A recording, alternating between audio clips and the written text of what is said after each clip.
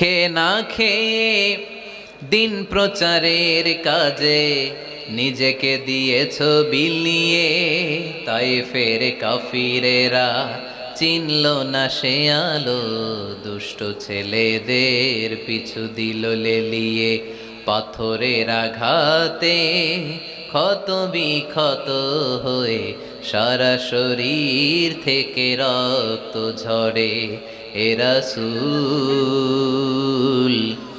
তোমাকে ভুলি আমি কেমন করে, হে রাসূল তোমাকে ভুলি আমি কেমন করে।